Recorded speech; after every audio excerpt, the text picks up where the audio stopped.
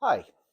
So, if you think 2026 has been busy for new cars, mostly Chinese made new cars, let's have a look at what's in store for 2027. And it's actually, well, according to this, massive. So, there's no surprise here, but they're electric.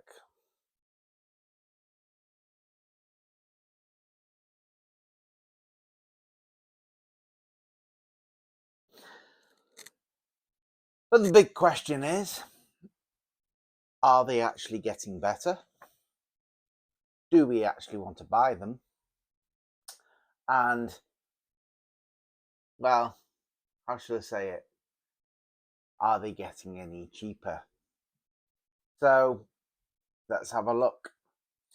So let's break it down. Let's see what, according to this, affordable city EVs are on the cards, 2 luxury Bentleys, electric Porsches.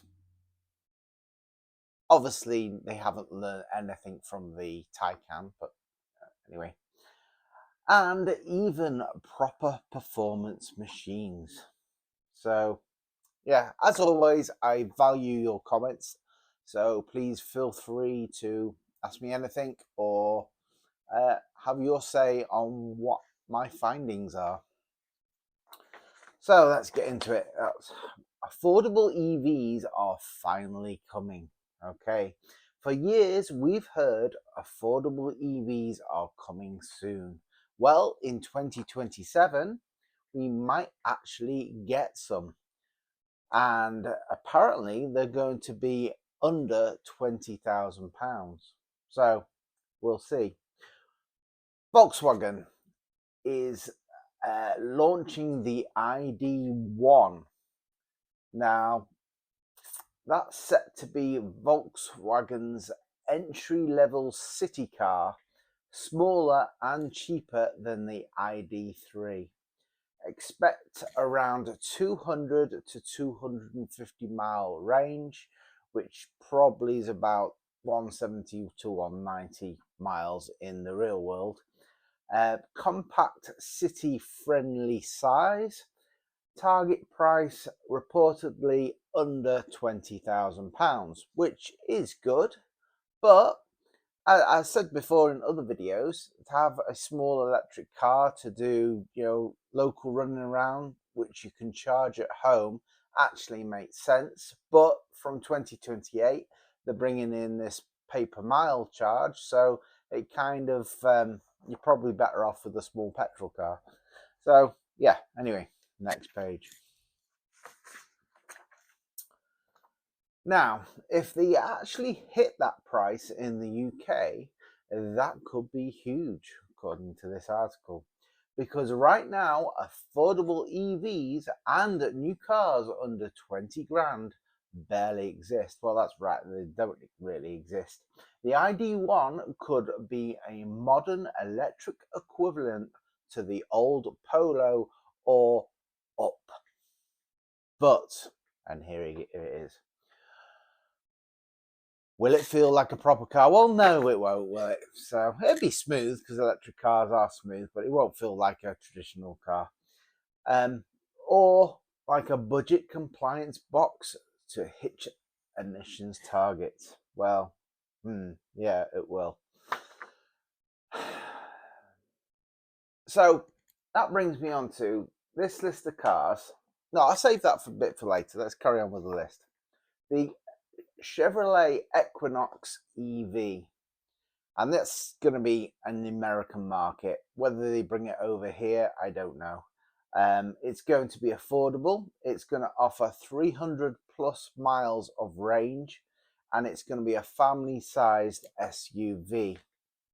So I doubt we'll get that, but if the mileage stays 300 plus miles, it's still, it's not as good as a diesel that's delivering 460 plus miles. Electric sports cars. Now, this bit well, anyway, Porsche 718 EV. I don't get Porsche. They've like saw what happened with the Taycan, and now they're pushing it into even more models. So this is the new 718, which I'll try and find a picture for, and it's going to be fully electric. That means the Cayman and the Boxster are no more. The flat 4 or flat 6 engine are going to go bye-bye, and we're just going to be left with batteries. So my take from this is go and buy yourself a Cayman or a Boxster, because I can see the values of these going up, particularly the Cayman because it's a good car. So might even look at one myself if I can afford it. Now let's be honest, it says here the current 718 with a 4-litre flat 6 sounds glorious. Yes, I would go with that. Can an EV replicate that emotion? Well, no. Porsche says yes. So that means they're going to add artificial noises in the cabin. So, and the purist Porsche lover will say on your bike. And they will vote with a wallet and not buy them. I can see that. I can see I'm doing a video for 28, 29 and 2030 where I'm announcing all these car manufacturers are going bust. So we shall see. Right, next car. The Toyota GR-GT. What's it saying about that one? Then we've got something very different. The Toyota GR-GT is coming from Gazoo Racing. This one is expected to be a proper performance flagship. Front engine, rear-wheel drive, serious power. So now this is what you're likely to see. Toyota proving you can still build exciting cars in a world obsessed with crossover SUVs. So yeah, it'd be nice to see some performance with a proper engine again, and not electric on this section anyway. Right, family SUVs still rule. Yeah, lots of people like them because they're practical. In 2027, we've got the Toyota Highlander EV. The Toyota Highlander EV is expected to be a 3-row electric SUV. So think big family car, 300 plus miles range, which it won't be, 7 seats, full EV platform. This is a Toyota properly committing to electric in the family segment. And families are where EV adoption really matters. Okay. Bentley, let's see what they're going to do, is going fully electric. Right. Their first all-electric SUV is due around 2020. Their first all-electric SUV is due around 2027. So it's going to be silent. It's going to have massive torque, ultra luxury interior. Well, they've always had that. Likely well over £150,000. So yeah, as you'd expect from Bentley. Bentley going all electric isn't about saving money. It's about keeping up with regulation while staying ultra premium. And interestingly, electric actually suits luxury cars. Smooth, quiet, and effortless. And if people don't buy them, it won't suit the company very well. Okay, so here we go. Delays and next gen replacements. So, what some cars arriving in 2027 aren't brand new ideas. They are replacements that got delayed. As Alfa Romeo's bringing out a new Stelvio. Now this has got to have a petrol engine, isn't it? It's Alfa. That's what they're all about, for petrol heads. The next generation Alfa Romeo Stelvio is tipped for 2027, and it's expected to move to a new platform. Here we go.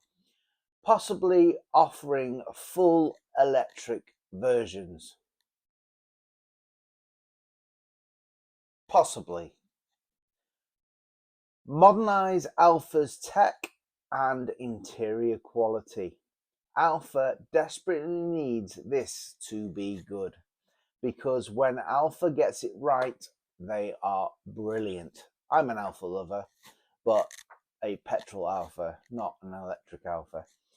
When they don't, well, they're going to disappear, aren't they? That was one of the car manufacturers that are sort of flagged to eventually disappear.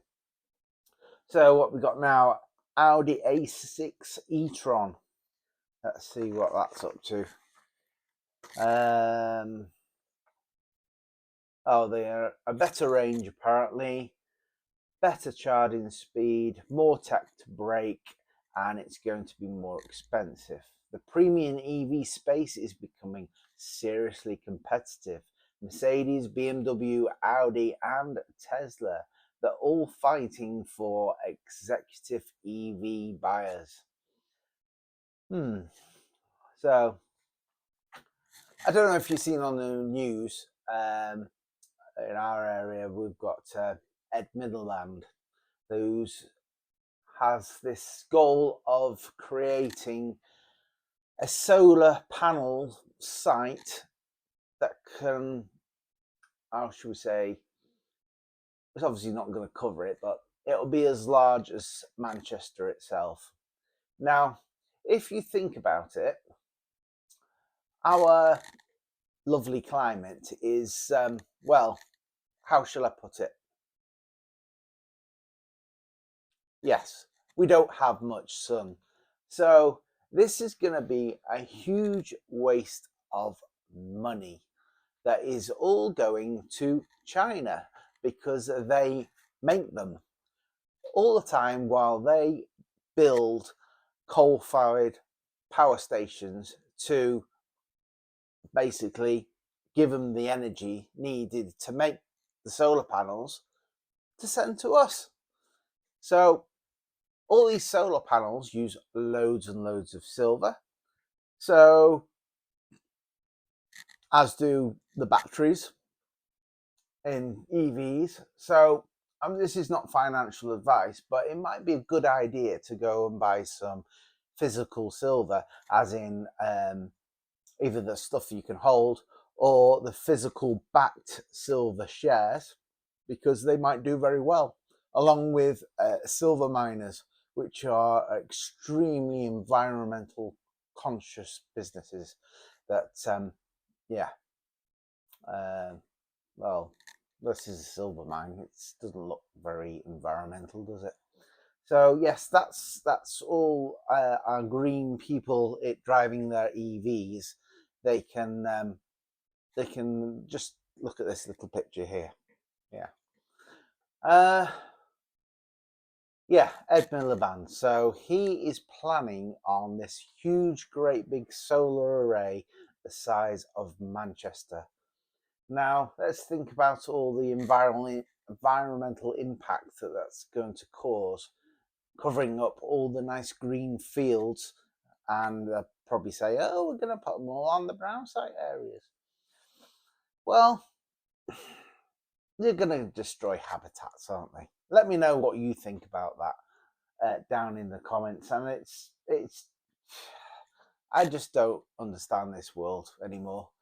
And so that's this video. What do you think? It's getting crazy.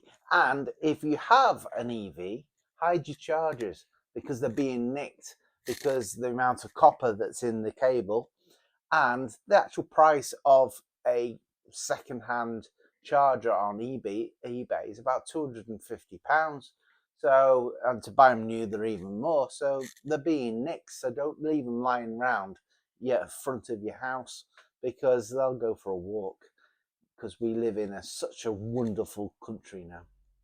See you in the next video.